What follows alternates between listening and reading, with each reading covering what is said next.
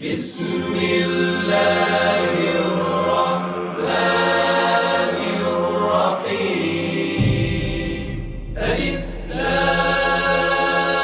را تلك آيات الكتاب المبين إنا أنزلناه قرآنا عربيا لعلكم تعقلون نحن نقص عليك أحسن القصص بما أوحينا إليك هذا القرآن وإن كنت من قبله لمن الغافلين إذ قال يوسف لأبيه يا أبت إني رأيت 11 كوكبا والشمس والقمر رأيتهم لي ساجدين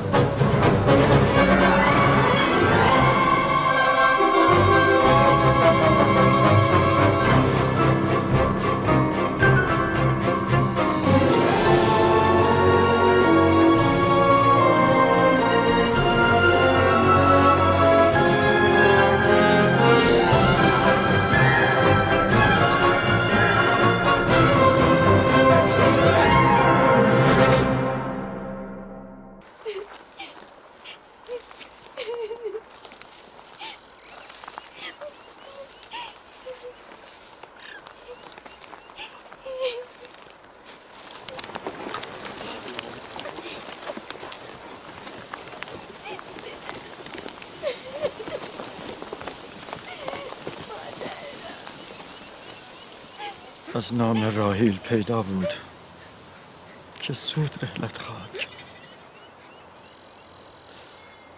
پروردگارا در فراقش مرا صبر عنایت فرما.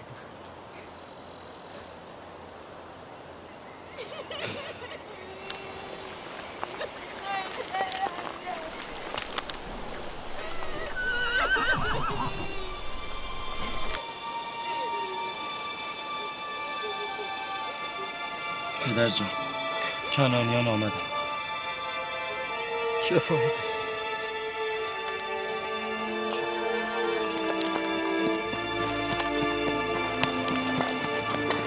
درون چادر. عجله کنید، با من بیایید. سلام بر نبی خدا. سلام دارم. دیر آمدی خواهم. دیر آمدی. راحیل بود.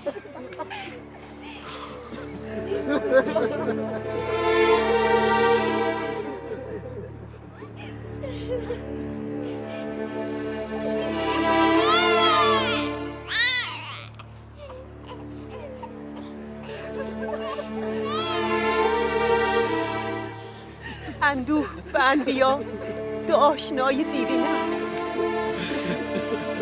این گونه مسائل برای ما غریب نیست. ما در این مصیبت نیز به خدا پناه میبریم.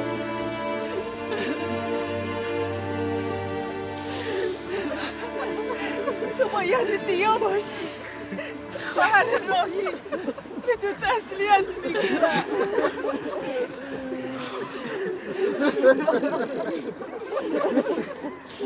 میبینی فرزند، جایی که آمده ای کاروان سرایی است.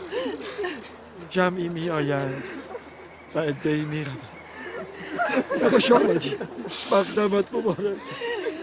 مقدم او نامبارک است. نامبارک.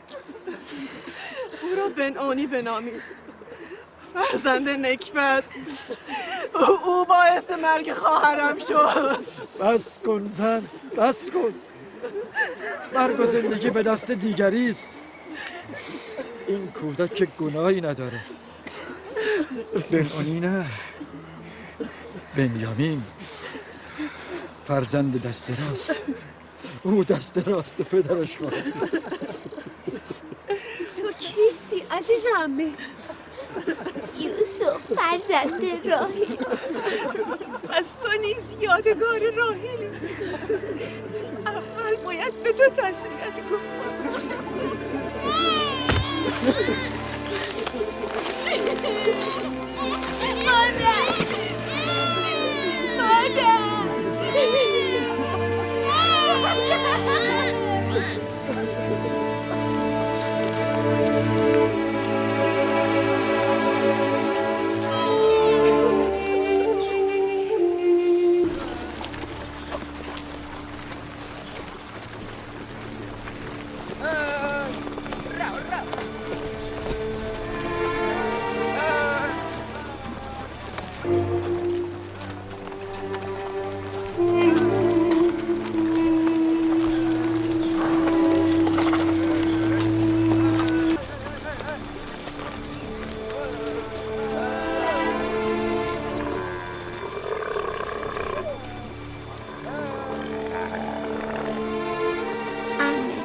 پدرم میگوید خداوند هر که را بیشتر دوست دارد او را به نزد خود میبرد. عزیز عمه، تو میدانی مادرت نزد خداوند است؟ میدانم خداوند او را به بهشت برده، ولی من دوری او را نمیتوانم تحمل کنم. از خداوند میخواهم به ازای این مصیبت به تو و پدرت صبر و بردباری بدهد. عمه فائقه، بهشت بهتر از اینجا؟ آره عزیزم، بهتر است. تو خیلی بیشتر از سنین کوتاه عمرت میفهمی عزیز برادر. خداوند تو را حفظ کند. بیشتر از سنین کوتاه عمرت میفهمی. من در چهره زیبا و معصوم این کودک و در کلماتی که بر زبان می‌راند نشانه بزرگی می‌بینم. او بیش از همسالان خود می‌فهمد. این باور کردنی نیست.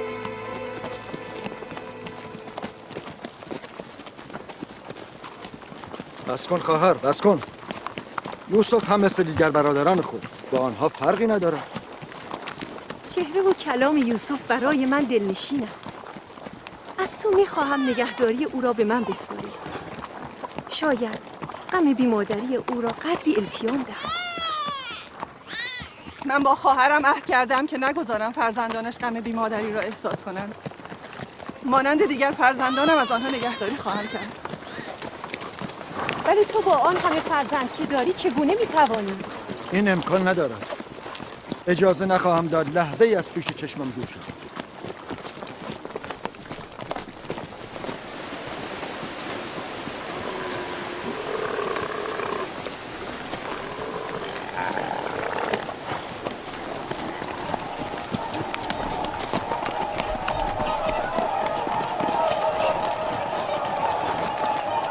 بالاخره رسیدیم.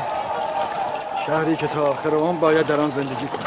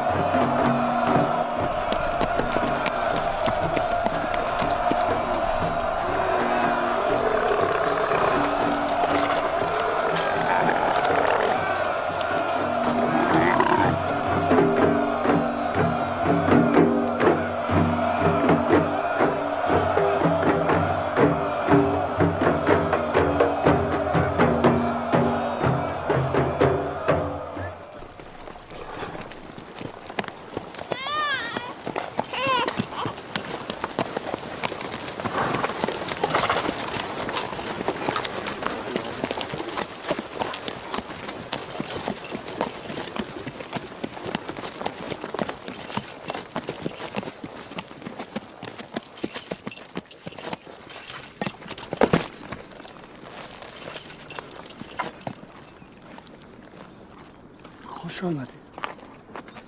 مقدم نبی خدا رو گرامی می‌داریم. ما را در غم خود شریک بدن.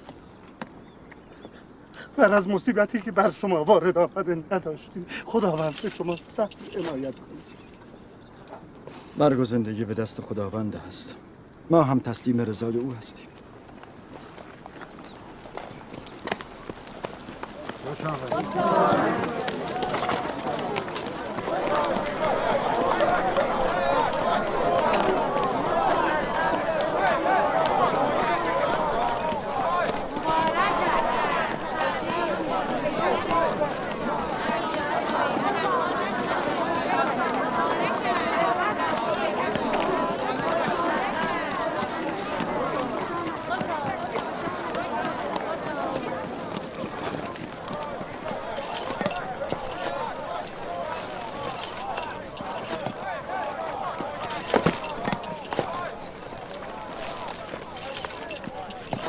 خواهر، مقبره پدرمان اسحاق نبی کجا قرار گرفته؟ قبلا آنجا را دیدید. مقبره پدر بزرگمان حضرت ابراهیم و همسرش در مکفیلا. مزار مادرمان رفقه نیز آنجاست. ابتدا قصد زیارت و تجدید پیمان با آنان را دارم. بیا، همه را خبر کن. به اتفاق آنجا می‌رویم. یهودا، لاوی، بسمه. امانتی را که به تو سپردم بیاور. ما به دیدار مزار پدرم اسحاق می‌رویم.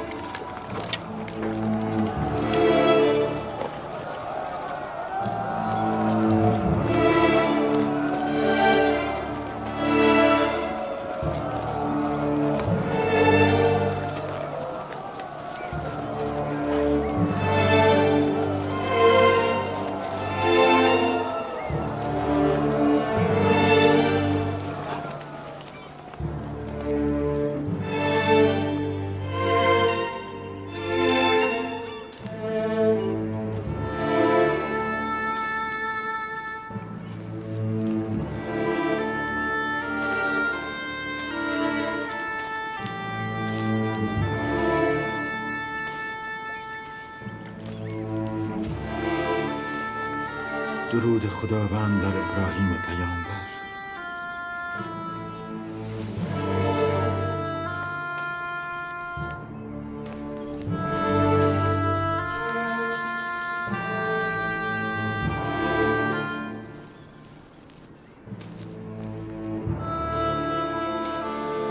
خداوند روح اسحاق و ابراهیم را شاد گرداند.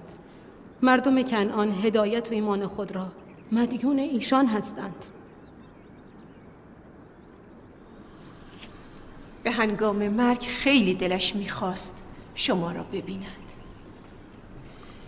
او شما را پیامبر بعد از خود خواند و وصیت کرد زعامت عبرانیان را به عهده بگیرید. از روح بلند او مدد میگیرم و از خداوند میخواهم که در انجام این رسالت سنگین مرا یاری کند.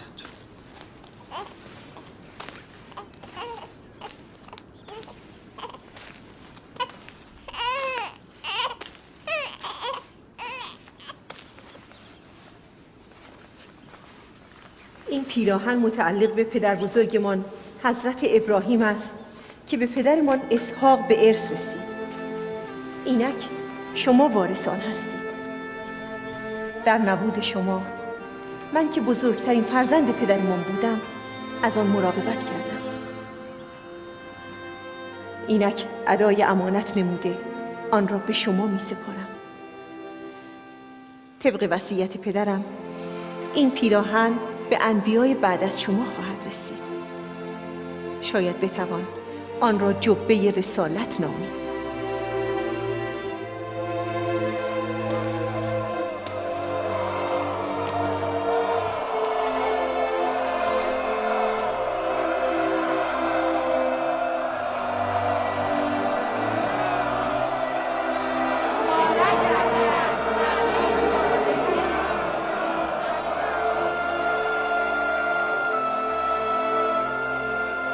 من و مردم کنعان با شما بیعت میکنیم و بعد از حضرت اسحاق شما را نبی خدا میدانیم و به رسالت شما گواهی میدهیم. مبارک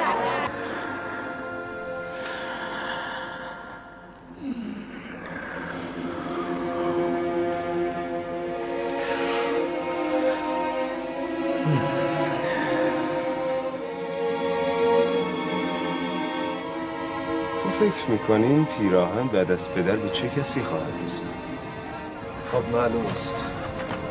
هر کس که از همه قوی تر باشد. اشتباه میکنی. آن کس که ایمانش از همه قوی تر باشد.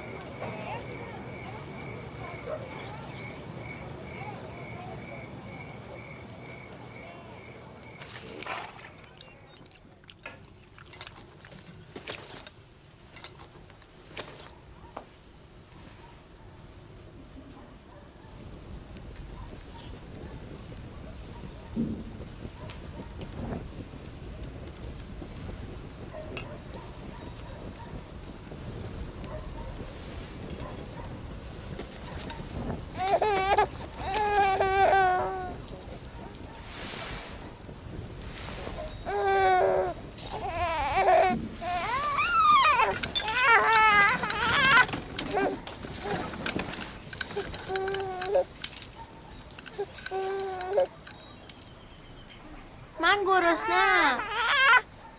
به ما غذا نمیدهی مادر؟ پس غذا چه شد؟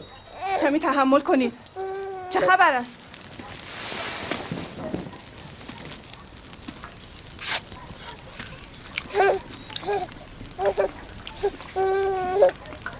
بگیر.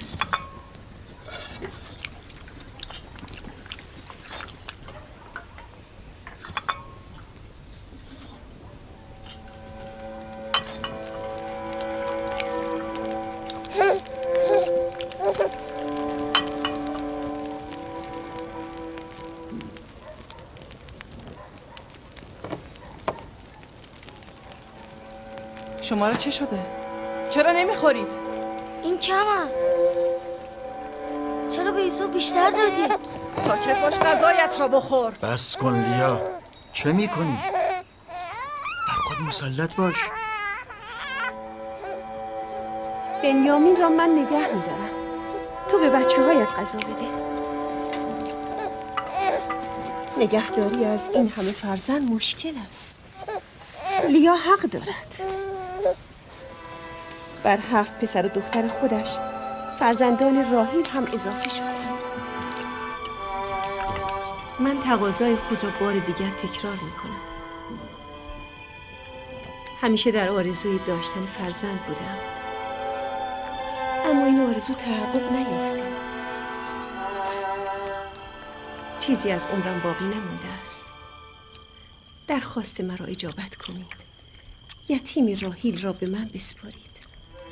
مطمئن باشید که او را همچون چشمانم نگه خواهم داشت. میبینید که لیا هم سخت به زحمت افتاده است. شما ناچارید برای یوسف و برادرش فکر چاره‌ای کنید. دوریش را چگونه تحمل کنم؟ اگر به راه دورش بردم تحمل نکنید. اگر او را هر روز به دیدار شما نیاوردم بازش ستانید. اگر از محبت دریغ کردم بر من نبخشایید. بگذارید این سالهای پایانی عمرم را با محبت به یوسف سپری کنم. یقین داشته باشید که هم روح راحیل را خوشحال خواهم کرد، هم دل شما را. اما فائقه، عهد من با خواهرم راحیل چه می شود؟ سوگند خوردم که نگذارم فرزندانش غم بیمادری را احساس کنند. فائقه پیمان تو را جامعه عمل خواهد پوشاند.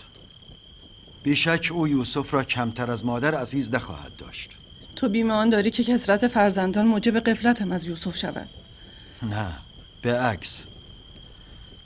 بیم من آن است که تو از دیگر فرزندان غافل شده و فقط به یوسف بپردازی. یوسف جان، بیا اینجا پسرم.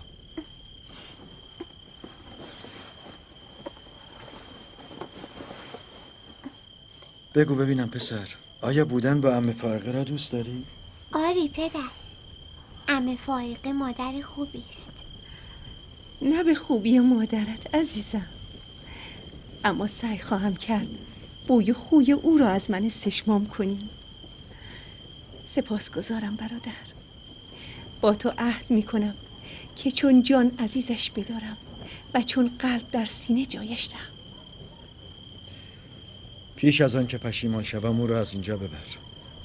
یعنی ما دیگر یوسف را نخواهیم دید؟ این را که گفته؟ نه عمه جان، هر روز اینجا با شما بازی خواهد کرد. پس ما میتوانیم با یوسف باز کنیم عمه؟ البته که میتوانید. غذایتان رو نخوردید. مواظب باشید.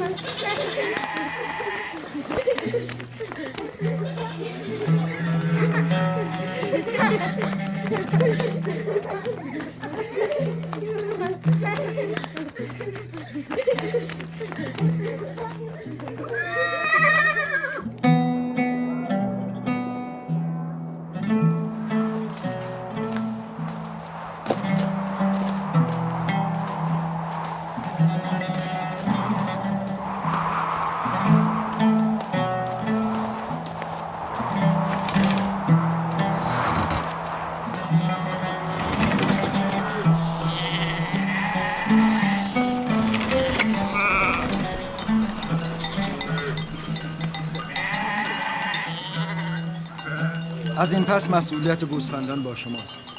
من با شما نمی آیم. باید به امور مردم رسیدگی کنم. علت آمدن ما به کنعان همین بود. مراقب باشید گوسفندان را خطری تهدید نکنند. نگران نباش پدر، که دیگر کودک نیست. میدانم بروید. سلام برم به مهربان. سلام.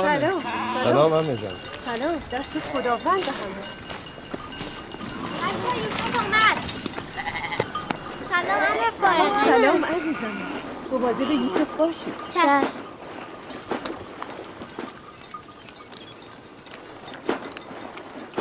سلام بر نبی خدا.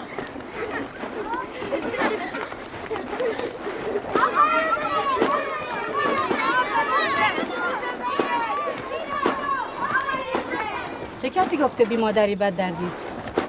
خوشا به حال بی مادران. اگر بی مادری خوب است، شما چرا نمیمیرید؟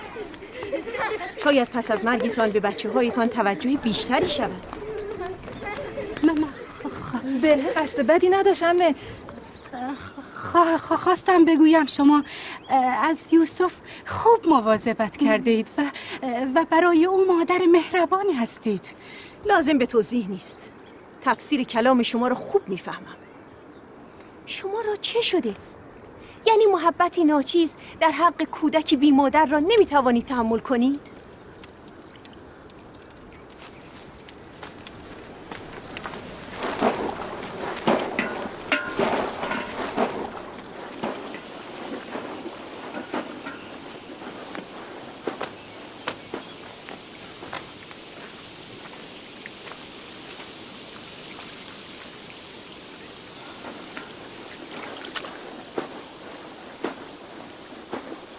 مراقب باش خواهر. محبت‌های بیش از حد شما به یوسف در انظار و آراستن و پیراستن او زمینه حسادت برادرانش را فراهم نکند.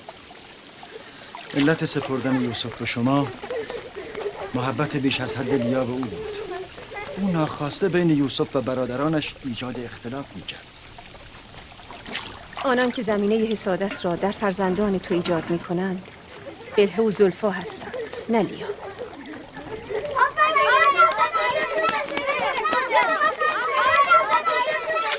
خداوند یوسف را از شر حسودان و چشم زخم دشمنان محفوظ بدارد.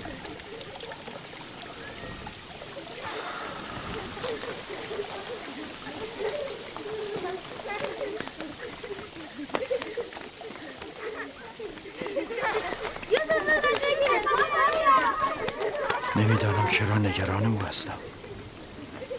دلیلی برای نگرانی نیست. اگر اجازه دهی او را ببرم. میدانم که یوسف گرسنه است. یوسف؟ بله. بیا عمه.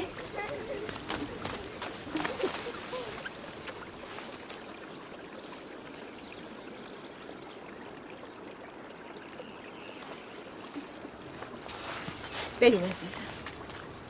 خدا نگهدار. خدا حافظ.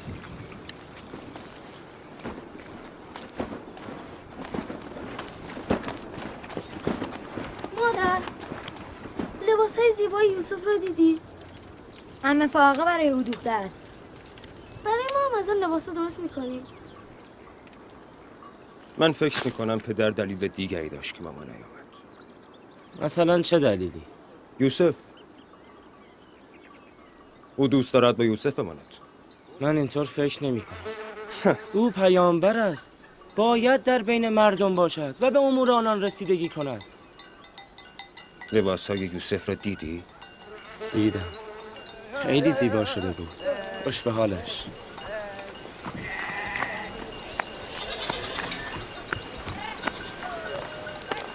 لاوی، یهودا نمیایید؟ آمدی.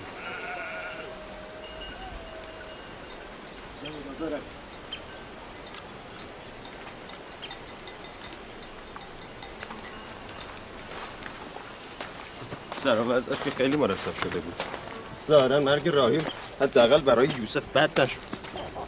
ظاهر است به برادر میماند، اما کلامت نه.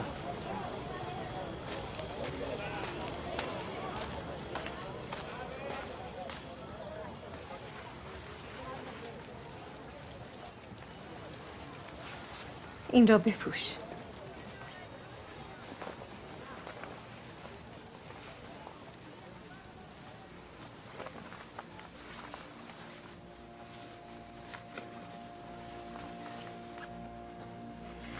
همینجا بمان.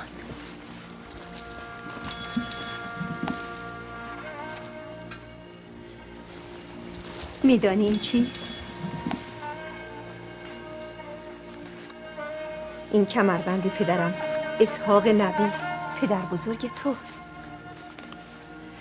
آرزو داشتم آن را به کسی دهم که ادامه دهنده ی راه نبوت باشد. امیدوارم آن ادامه دهنده تو باشی. من این کمربند را دوست دارم. پیراهن حضرت ابراهیم و این کمربند نزد من امانت بود. پیراهن را به برادرم دادم. این کمربند نیز فعلا نزد تو باشد. مواظب باش آن را گم نکنی.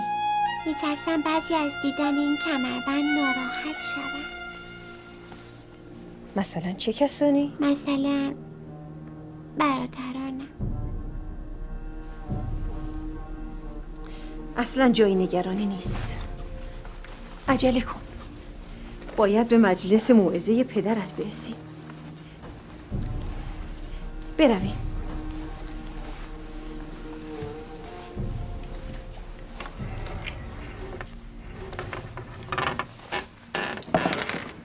حسادت یعنی آرزوی نابودی نعمت و مکنتی که خداوند به بنده عنایت کرده. حسادت یعنی داشتن دیگران را تحمل نکردن. حسادت یعنی سعادت و خوشبختی دیگران را تاب نیاوردن و آرزوی فقر و تنگ دستی دیگران را داشتن. حال یک نفر بگوید ببینم حسود کیست؟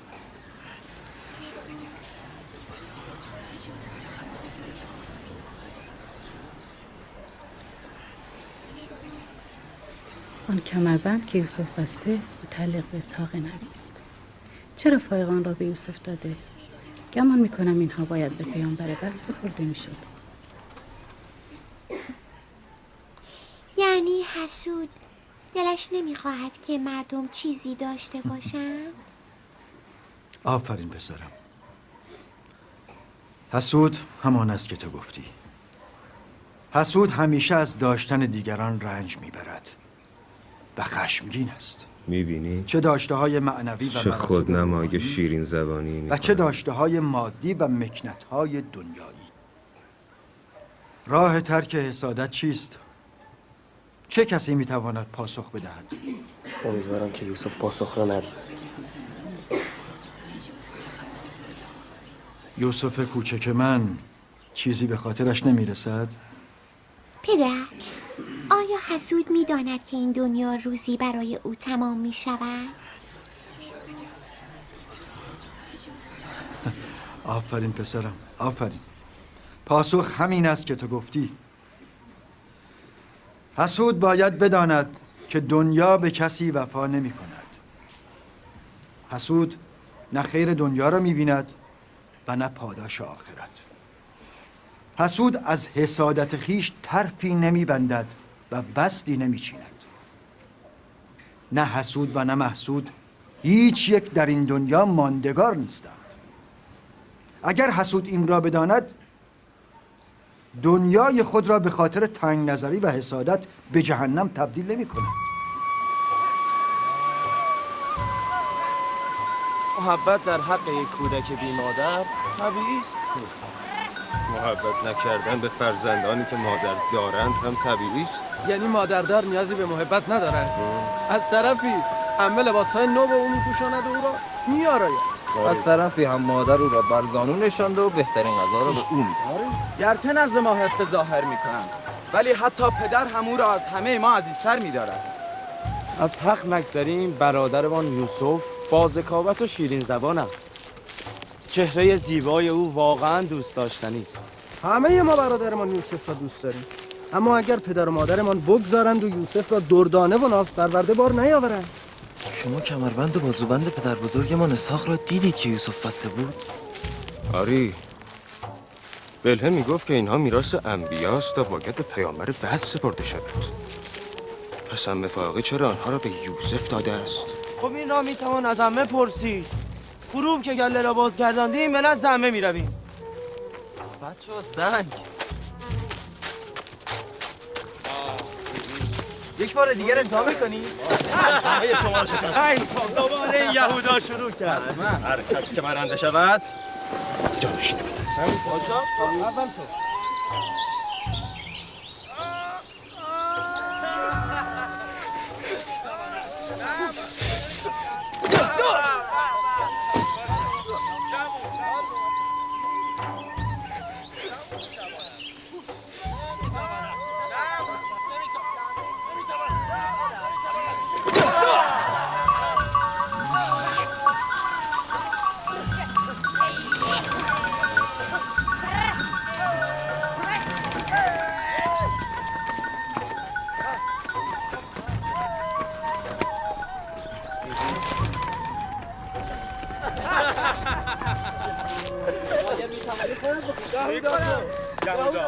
خسته نباشید. کجا؟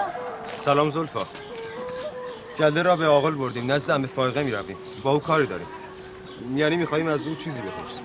ما هم از عمه سوالهایی داشتیم و اکنون از آنجا میاییم. من صلاح نمیدارم که شما سرزده به خانه عمه بروید. پدرتان نزد عمه فائقه است. او به دیدار یوسف آمده. شاید مشاهده این دیدار خوشایند شما نباشد.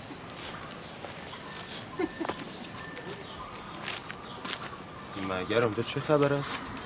خب برویم ببینیم. این که کاری نداره.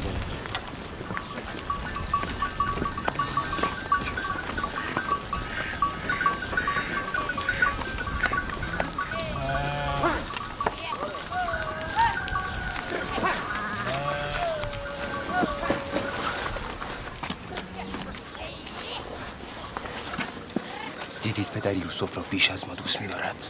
بیهوده سخن مگو.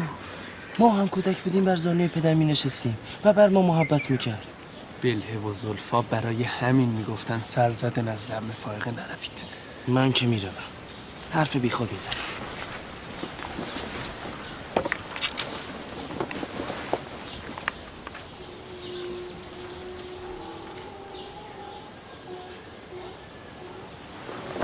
همینجا بیست پسرم.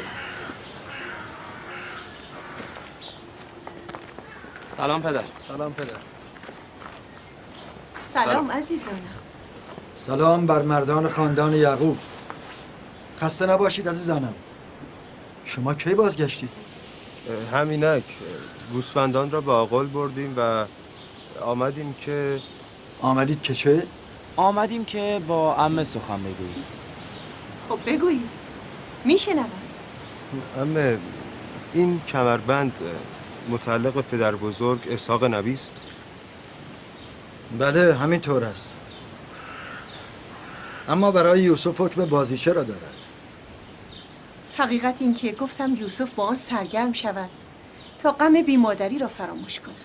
ولی بلهم میگفت این کمربند میراث پیامبر گذشته است و باید به پیامبر بعد برسد. پیامبر بعد از اسحاق نبی من هستم. این کمربند برای من میراث پدر و برای یوسف وسیله بازی و سرگرمی است. بلهه و زلفا تا وقتی راحیل زنده بود به او حسادت میکردند. حالا که دیگر او نیست به فرزندانش حسادت میکند. خیلی به صحبت‌های آنها توجه نکنید. پدر، یهودا میگوید که شما یوسف را بیش از ما دوست دارید. اینطور نیست. ولی شما امروز به دیدار یوسف آمده اید. او را بر زانو نشانده بودید. شما را هم در دوران کودکی بر زانو می نشاندم. اگر شما هم از من دور بودید برای دیدارتان می آمدم. من همه شما را دوست دارم و دلم نمیخواد این گونه سخنان را بشنوم. بروید. من شما را مردان خانواده و پشت و پناه خود می دانم. آنگاه شما خود را با کودکی خرد و ضعیف مقایسه می کنید. خداحافظ خواهر.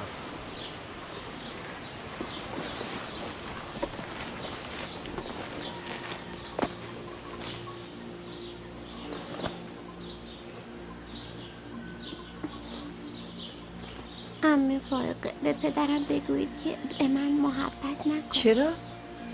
آخه برادرانم ناراحت میشه. عزیز دلم، تو محبت مادر که ندیدی، از محبت پدر هم محروم شوی؟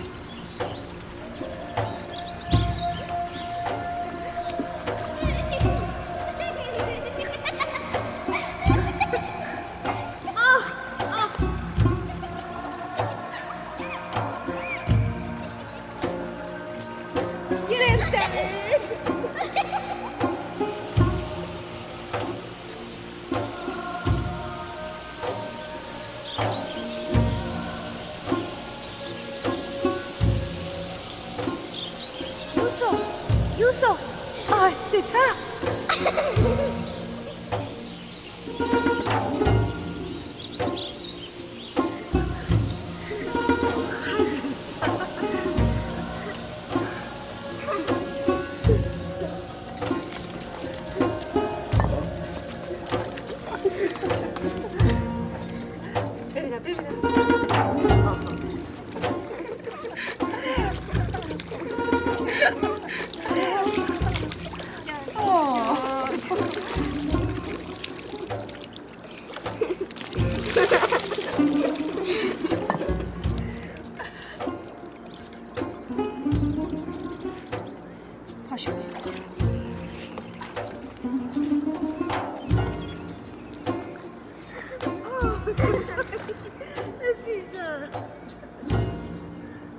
بروید پنهان شوید بروید عجله کنید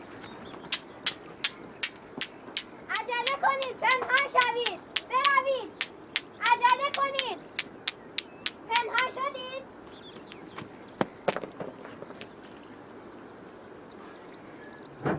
تا 20 میشمارم باید آنها را پیدا کنید کجایی؟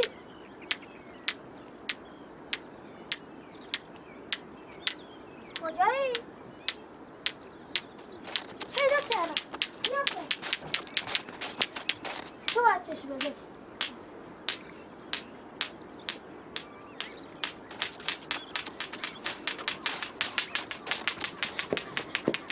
پیدا کردم اما هنوز یوسف را پیدا نکردیم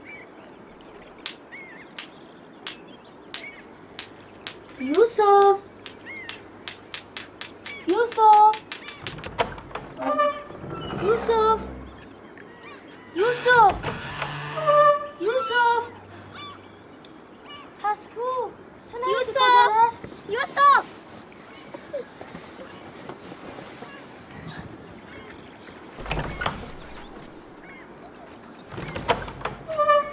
یوسف یوسف یوسف بازی تمام شد بیرون بیا یعنی کجا رفته است؟ همه جا رو گشته ایم نزد عمه فائقه به بسمه نرفته است؟ پشتبان من به پشتبان میروم یوسف یوسف بسمه یوسف رو ندیدی؟ چه شده؟ چه اتفاقی افتاده؟ یوسف گم شده اینجا که نیامده. چه شده؟ عمه فائقه یوسف گم شده؟ کجا رفتید که گم شد؟ مگر با یکدیگر بازی نمی کردید؟ او پنهان شد دیگر او را نمیابیم همه جا را گشته اید؟ آری همه جا را او امانت برادرم است. بیایید ببینم کجا بازی می کردید که گم شد.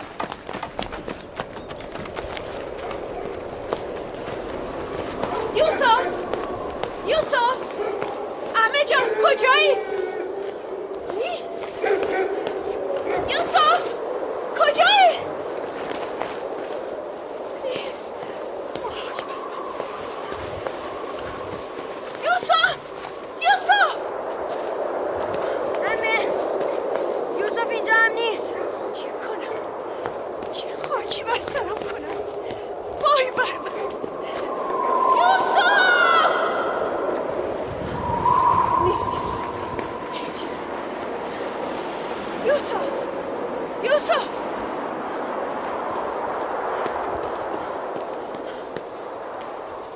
یوسف نیست. وای وای بر من. وای وای